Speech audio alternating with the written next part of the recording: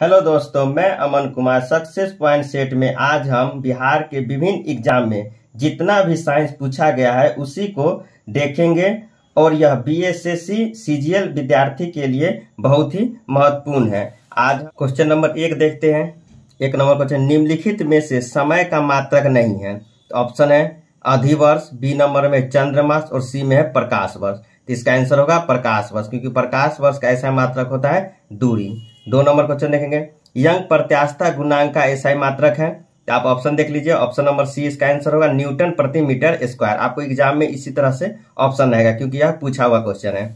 3 number question देखिए, शरीर का वजन पृथ्वी की सतह पर सभी जगह एक समान होता है, ध्रुवों पर अधिक होता है, विषुवत रेखा पर अधिक होता है या फिर मैदान की तुलना में पहाड़ियों पर अधिक होता है। तो ऑप्शन नंबर बी है, ध्रुवों पर अधिक होता है। आप एग्जाम में कंफ्यूज नहीं होइएगा।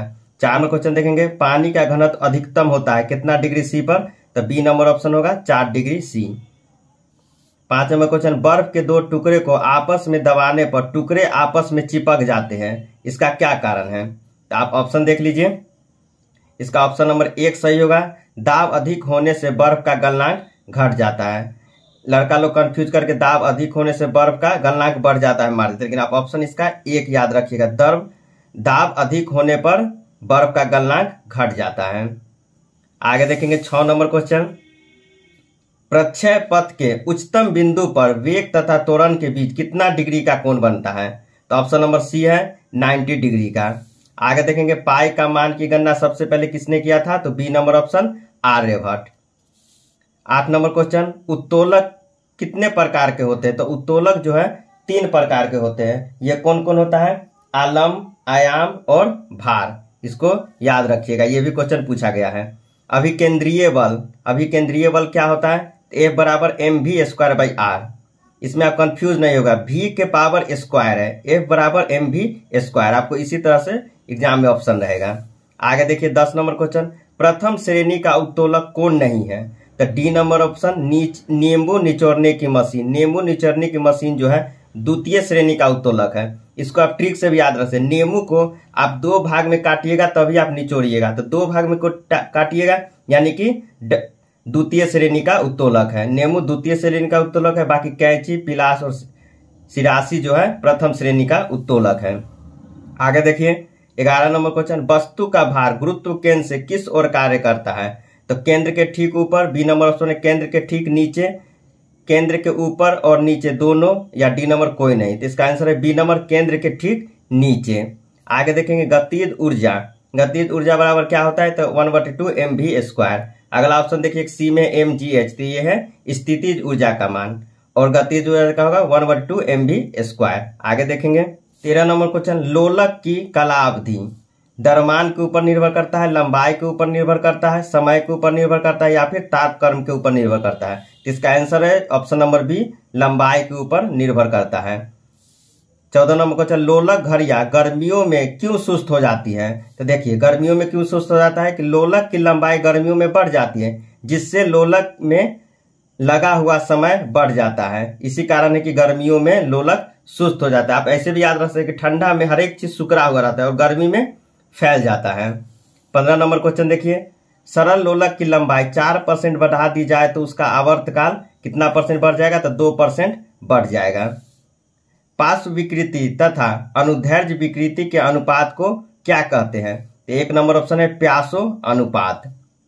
अगला देखिए 17 नंबर, सितार और बांसुरी पर एक ही स्वर बजाया जाए तो उसमें उत्पन्न ध्वनि का अंतर किससे आप पता कर सकते हैं। तो ऑप्शन आपको यही रहेगा एग्जाम में, लेकिन ऑप्शन नंबर इसका है डी सवाल, केवल ध्वनि गुणता से आप उसको जान सकते हैं।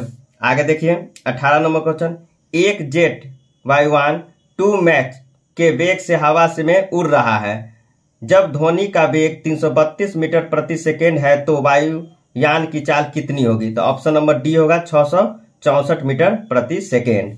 19 नंबर क्वेश्चन, आणविक संचलन के दौरान उष्मा का संचलन क्या कहलाता है। तो यह ऑप्शन देखिए संवहन। यही आपका ऑप्शन है, कंफ्यूजन में चालक नहीं मारेगा। इसका ऑप्शन होगा बी नंबर संवहन। आगे देखेंगे कौन सा उष्मा का बहुत अच्छा चालक है।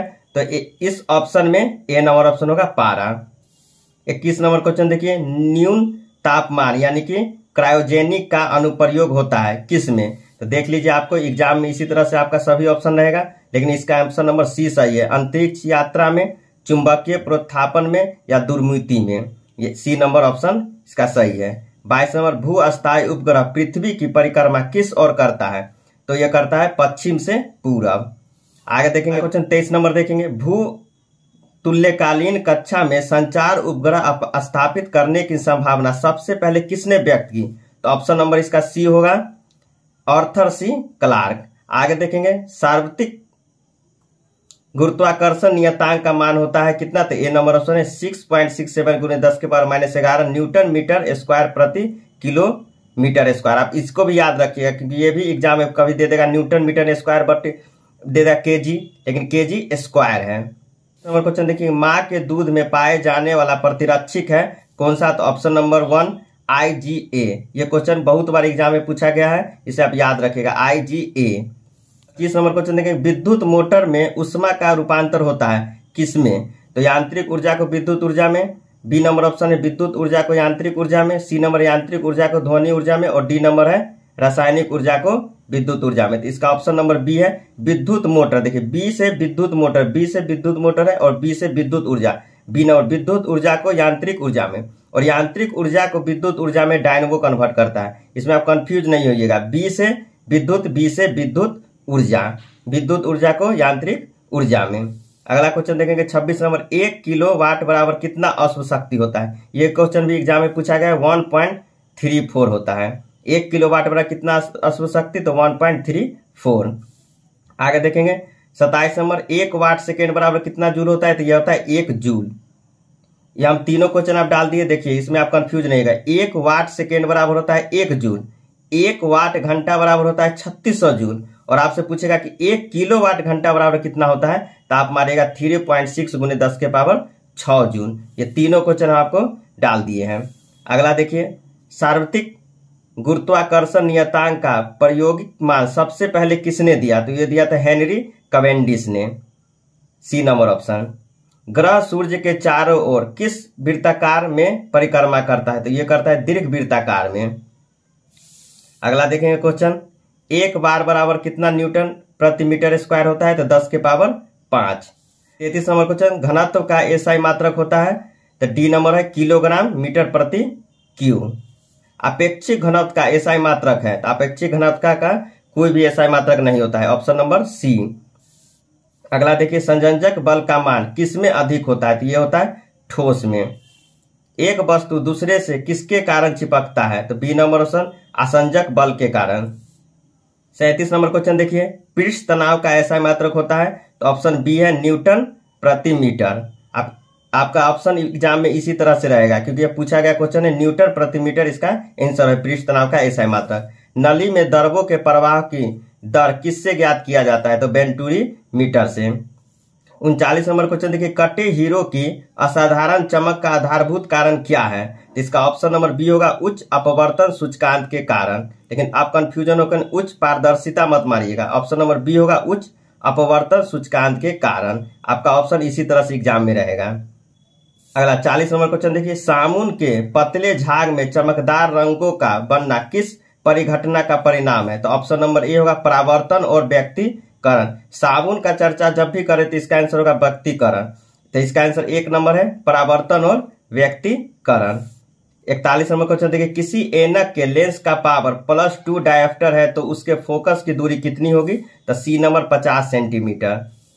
लाल कांच को अधिक ताप पर गर्म करने पर वह दिखाई देता है हरा रंग का। वेरी इंपॉर्टेंट क्वेश्चन, ये 3-4 बार एग्जाम में पूछा गया है बिहार में, बीपीएससी हो या बीएसएससी हो या फिर इंटर लेवल का बीएसएससी हो। इसको आप याद रखिएगा, लाल कांच को अधिक ताप पर गर्म करने पर वह दिखाई देता है हरा रंग का। अगला क्वेश्चन देखेंगे, प्रकाश का रंग निश्चित किया जाता है किससे? तो तरंग धैर्य से। द्रवों में श्यानता किस संसंजक बल के कारण होता है? 1 नंबर है अणुओं के मध्य लगने वाला, परमाणु मत मार दीजिएगा, 1 नंबर है अणुओं के मध्य लगने वाला संसंजक बल के कारण होता है। आगे देखेंगे, बैरोमीटर का पाठ्यक्रम जब एकाएक नीचे गिरता है तो क्या संकेत करता है? तो आंधी। अगर वह धीरे धीरे नीचे गिरता है तो वर्षा, और वह ऊपर की ओर जाता है तो दिन साफ होता है। आप तीनों याद रखिएगा, कोई भी एग्जाम में पूछ सकता है। बैरोमीटर का आविष्कारक है ईटोर शैली। आगे देखेंगे ट्रायोड बल का खोज किसने किया। इस क्वेश्चन में ध्यान दीजिए, ट्रायोड बल होता है, एक डायोड बल होता है, और इसमें लड़का कंफ्यूज हो जाता है। लेकिन देखिए ट्रायोड बल ट यहाँ है तो फॉरेस्ट ट मारिएगा, ट्रायोड ट से ट्रायोड और फॉरेस्ट ट। और वैसे डायोड बल का खोज किसने किया, तो जब आप फॉरेस्ट मार दीजिए तो एगो बच गया फ्लेमिंग मार दीजिए। डायोड बल का खोज किसने किया तो फ्लेमिंग, और ट्रायोड पूछेगा तो फॉरेस्ट ट से ट मिला के मार दीजिएगा एग्जाम में। 49 नंबर क्वेश्चन देखिए, मिली को किससे संकेत किया जाता है 10 के पावर माइनस 3 से। उसी तरह 50 नंबर में एटो का संकेत क्या है तो 10 के पावर माइनस 18। तो ये आपको याद करना पड़ेगा। देखिए इसमें किसी भी पूछ सकते हैं, जरूरी नहीं कि आपको मिली ही पूछे या एटो ही पूछे, इसमें से कोई भी पूछ सकता है। आप इसे याद कर लीजिए, रट लीजिए इसको, 4 बार 5 बार बोलिएगा, याद है। देखिए deci centi milli micro nano pico femto atto, deci centi milli micro nano pico femto atto हम लोग को याद है, आप भी याद कर लीजिएगा। इसी 4 बार 5 बार बोलिएगा deci centi milli micro nano pico femto atto. अब यहाँ देखिए 51 नंबर क्वेश्चन देखते हैं, वायुमंडलीय दाब की गणना पहली बार किसने किया था। तो इसका आंसर है ऑप्शन नंबर बी, वान ग्यूरिक ने। ऑप्शन नंबर बी, वान ग्यूरिक। 52 नंबर क्वेश्चन देखेंगे, 1 मिली बार बराबर कितना पास्कल होता है तो डी नंबर ऑप्शन इसका है 10 के पावर 2। आवर्त गति का ऐसा मात्रक क्या होता है, बहुत ही आसान क्वेश्चन है। आवर्त का ऐसा मात्रक होता है हर्ट्ज, ऑप्शन नंबर 1। अगला क्वेश्चन देखेंगे 54 नंबर, लोलक घड़ी को पृथ्वी से ऊपर या नीचे ले जाने पर तो घड़ी का आवर्त काल पर क्या प्रभाव पड़ेगा। तो क्या पड़ेगा, तो जब भी आप लोलक घड़ी को ऊपर या नीचे ले जाइएगा तो उसका आवर्त काल जो है ना बढ़ जाएगा, ऑप्शन नंबर 1। देखिए इसको आप याद कर लीजिए, आवर्त काल कब कब बढ़ेगा, कब कब बढ़ेगा। तो देखिए जब चंद्रमा पर आप लोलक घड़ी को ले जाइएगा उस समय भी आवर्त काल बढ़ जाएगा। जब आप गर्मी में रहिएगा तो गर्मी में भी लोलक घड़ी जो है, लोलक घड़ी का आवर्त काल बढ़ जाता है। आवर्त काल घटता कब है आप इसको याद रखिए, सिर्फ सर्दी में। जब भी आपसे क्वेश्चन पूछे सर्दी के चर्चा करें तो आवर्त काल घट जाता है, बाकी जितना भी हो, पृथ्वी के ऊपर या नीचे ले जाता हो, चंद्रमा पर ले जाता हो, गर्मी में, तो उस सब में आवर्त काल बढ़ जाएगा। इसको आप याद रख लीजिए। 55 नंबर क्वेश्चन देखिए, बल आघूर्ण का एसआई मात्रक क्या है। तो ऑप्शन नंबर ए है न्यूटन मीटर। दोस्तों हमने साइंस का जितना भी बिहार में क्वेश्चन पूछा गया उसका हमने आपको बताने का कोशिश किया। नेक्स्ट वीडियो में और भी साइंस हम लेके आएंगे जो पूछा गया है अभी तक नेक्स्ट वीडियो में। तब तक के लिए नमस्कार।